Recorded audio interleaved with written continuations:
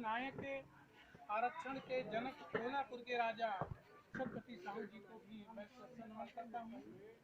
इस आधुनिक भारत के निर्माता, संविधान के निर्माता, जिनके अथक त्याग और बलिदान के कारण इस देश में इंसान ही नहीं पशु पक्षी और प्रकृति के हर चीजों को संरक्षित करने वाले परम पूज्य बाबा साहब डॉक्टर अम्बेडकर को मैं सम्मान करता हूँ।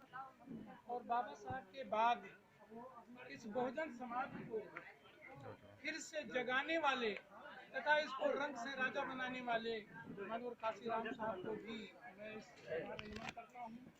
आज माननीय दिनेश जी का परिनिर्वाण सभा है, मैं उनको भी सत्संग नमन करता हूँ तथा इस परिनिर्वाण सभा में उपस्थित सभी भाइयों बहनें, प्यारे बच्चों, साथियों, इस दुनिया में सबसे पहले तथागत बुद्ध ने एक बात कहा कि इस धरती पर जो भी पैदा होगा उसे एक न एक दिन मरना है। तो बुद्ध ने कहा कि जीवन और मरण सत्य है, जिसका प्रमाण आप देखते हैं। इस देश में तमाम भगवान भी पैदा हुए, लेकिन न तो वो बचे और न वो अपने माता पिता को बचा पाए। लेकिन ये बात पहली बार तथागत बुद्ध ने कहा कि जीवन और मरण सत्य है। दूसरी चीज, पैदा होने का तो समय आपका निश्चित है कि कोई कब पैदा होगा, लेकिन मरने का कोई समय निश्चित नहीं है। बच्चा पेट में भी मर सकता है, 2 साल बाद भी मर सकता है, 10 साल और 50 100 साल के बाद भी लोग जीते मरते हैं। लेकिन साथियों, एक बात और है कि कुछ लोग तो इस दुनिया में जिंदा हैं लेकिन वो मरे के समान हैं, लेकिन कुछ लोग मरे हैं नहीं, लेकिन वो हमेशा जिंदा रहेंगे। जिनका फोटो आप तथागत बाबा साहब को देख रहे हैं, ये जब तक धरती रहेगी, इनके जानने वाले रहेंगे, तब तक ये जिंदा रहेंगे, क्योंकि इनका विचार सदैव जिंदा रहेगा। इसलिए आज हमारे बीच में दिनेश जी भी नहीं है, लेकिन अगर उनके परिवार के लोग उनके विचारों को, उनके स्मृति दिवस को अगर मनाते रहेंगे तो हमारे बीच में वो भी जीवित रहेंगे। दूसरी चीज, उनकी पत्नी, उनके बच्चे, अगर अभी हमारे आचार्य शिव कुमार जी ने आपको पंचशील की बात कही है, अगर भगवान बुद्ध के इन 5 शीलों पर चलते हैं तो जब भी बच्चे अच्छा आचरण करेंगे, सड़क पर चलने वाले लोग कहेंगे कि भाई दिनेश जी के बेटे बहुत लायकदार। लेकिन अगर हम उस सील पर नहीं चले तो फिर हम जीते जी ही मर जाएंगे। कुछ लोग चाहते हैं कि फला आदमी कितने जल्दी हमारे बीच से चला जाए, उसका कोई चेहरा देखना नहीं चाहता। क्यों नहीं चाहता? क्या उससे दुश्मनी है? लेकिन उसके कृत्य ऐसे हैं कि जो न समाज की भलाई के लिए है, न देश के भलाई के लिए है।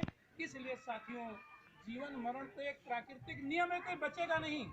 अभी देखो, इस बीमारी में तमाम बड़े बड़े डॉक्टर, बड़े बड़े इंजीनियर जो अरबों रुपए रखे हुए सिरहाना सो रहे थे, लेकिन उनको भी किसी डॉक्टर ने मौत से नहीं बचाया, क्योंकि ये प्रोसेस है।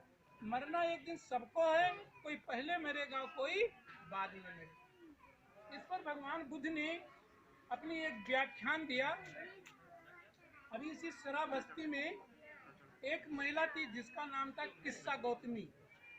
उसका छोटे बच्चे को जब सांप काट लिया तो वो बच्चा मर गया। जब बच्चा मर गया तो उसको विश्वास ही नहीं होगा कि इतने काटने से बच्चा हमारा मर जाएगा, और उसका दिमाग चढ़ गया। वो बच्चे को लिए पागलों की तरह घूमने लगी। तमाम सोखा वजह के पास गए कि बच्चे को किसी ने मजाक में कहा कि तुम्हारे बच्चे को केवल अगर जिंदा कर सकता है तो केवल एक व्यक्ति है, वो बुद्ध। क्योंकि बुद्ध से लोग नफरत इसलिए करते थे कि बुद्ध सही बात है। जब वो रोते बिलखते बुद्ध के पास गए, उस समय महाराजा प्रसेनजीत के दरबार में तथागत बुद्ध थे। तो जब वो बुद्ध के पास पहुंची तो उसने कहा, तथागत हमारे बच्चे को आप जिंदा कर दें, आप ही दुनिया में जिंदा कर सकते हो, कोई जिंदा करने वाला नहीं है। तो तथागत बुद्ध ने जब उसके तरफ देखा तो उन्होंने देखा कि ये महिला आपे में नहीं है। जैसे हमारे ऊपर कहते हैं पहाड़ फाट पड़ा, जो कहते हैं कि दुख फाट पड़ा, तो आदमी का दिमाग काम नहीं करता, औरत का काम नहीं करता है। तो बुद्ध ने देखा कि वो महिला अपने में नहीं है, तो उसने कहा, बेटी हम तुम्हारे बच्चे को जिंदा कर सकते हैं, बशर्ते तुम्हें एक काम करना होगा। तो उसने कहा, तथागत बुद्ध, एक क्या आप 4 काम हम कर सकते हैं, हमारा बेटा जिंदा हो जाए तो हम काम कर सकते हैं। तो उन्होंने कहा जाओ किसी घर से एक मुट्ठी सरसों ले आओ और मैं तुम्हारे उसी से मैं आपके बच्चे को जिंदा कर दूंगा। जब वो महिला चलने लगी तो बुद्ध ने कहा बेटी एक बात और सुन, तुमको सरसों उसी घर से लाना है जिस घर में आज तक कोई मरा न हो। वो दौड़े दौड़े पूरे जेतवन पूरे सरा बस्ती में घूम गए।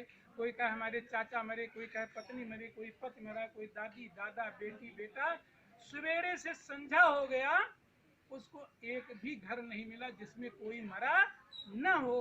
वो भागती दौड़ती बुद्ध के शरण में गई, कहा बुद्ध कोई नहीं मिला कि जिसके घर में कोई मरा न, तो मेरा बेटा भी मर गया, तो बिल्कुल यथार्थ सत्य है। तो बुद्ध ने कहा बेटी ये बात मैं तुमसे पहले कहता तो शायद तुम मेरी बात को नहीं मानती। तब बुद्ध ने कहा कि बेटा इस धरती पर जो पैदा हुआ है उसे मरना है, मृत्यु का संबंध उम्र से कतई नहीं है। कोई पैदा होते मरेगा, कोई 10 साल में मरेगा, कोई 50 साल में मरेगा, कोई 100 साल में मरेगा। इस सभा में उपस्थित मैं सभी भाइयों से निवेदन करता हूँ कि जीवन और मरण के बीच में जो फैसला है, चाहे कोई 10 साल रहेगा, कोई 50 साल रहेगा, हम सारे लोगों को ऐसा काम करना चाहिए कि जिससे कार्यों का मूल्यांकन हो। आज हम जिन महापुरुषों का नाम लेते हैं इसलिए थोड़ा लेते कि हमारे रिश्तेदार हैं, हम इसलिए लेते हैं कि उन्होंने बहुत से अच्छे ऐसे काम किया है। और ऐसे मौके पर भाई सुकुमार जी ने एक बहुत अच्छा प्रस्ताव रखा है कि हमें श्रद्धांजलि सभा करना चाहिए। साथियों आयोजन अगर हो भी तो हमें अपनी हैसियत के आयोजन करना चाहिए और आयोजन में आए हुए लोगों को निश्चित रूप से जैसे हम शादी विवाह निमंत्रण देते हैं तो उसमें चाहे कम देते हों, लेकिन ऐसे अवसरों पर पहुँचे तो हमें अपनी हैसियत के हिसाब से अपने समाज के या जिसके परिवार में परिनिर्वाण हो गया, मृतक हो गया है, उसे में आर्थिक सहयोग जरूर देना। साथियों अभी हम लोग 15 साल पहले जब गांव से में काम करते थे, हमारे तमाम साथी ऐसे थे जो जा करके एक मुश्त इकट्ठा करके 10-15 हज़ार 20 हज़ार रुपये हम लोग देते थे। लेकिन आज वो साथी हमारे बीच में कुछ रिटायर हो गए, कुछ बाहर चले गए, नहीं हो पा रहा। लेकिन सुकुमार जी ने आज जो बात रखी है, मैं निवेदन करूंगा उनसे भी इसको कार्य रूप देने की जरूरत है कि उस परिवार को कुछ आर्थिक सहयोग मिल जाए। अभी हम दरोगा जी के गांव को गए थे, अभी गोरखपुर में चौरी चौरा में आरपीएफ में आप सब इंस्पेक्टर हैं तो उनके गांव में गया था। मैंने वहां कुछ ऐसा नजरिया देखा कि कुछ लोग जो रिलेटिव थे, खास रिश्तेदार थे, वो कुछ कर रहे थे। हालांकि हम पूछ नहीं सके क्योंकि वो पूछने का मौका नहीं था, क्योंकि हमने पहली बार व्यवस्था देखा था। इसलिए साथियों बहुत आज लंबा बातचीत करने का मौका नहीं है, लेकिन फिर भी जो बात सुकुमार जी ने कहा है उसमें हमें अमल में लाने की जरूरत है।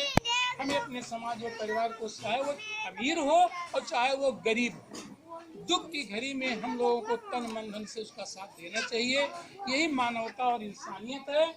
हम इस परिवार को पुनः तथागत बुद्ध की करुणा की रखने की बात करते हुए अपनी बात समाप्त करता हूँ।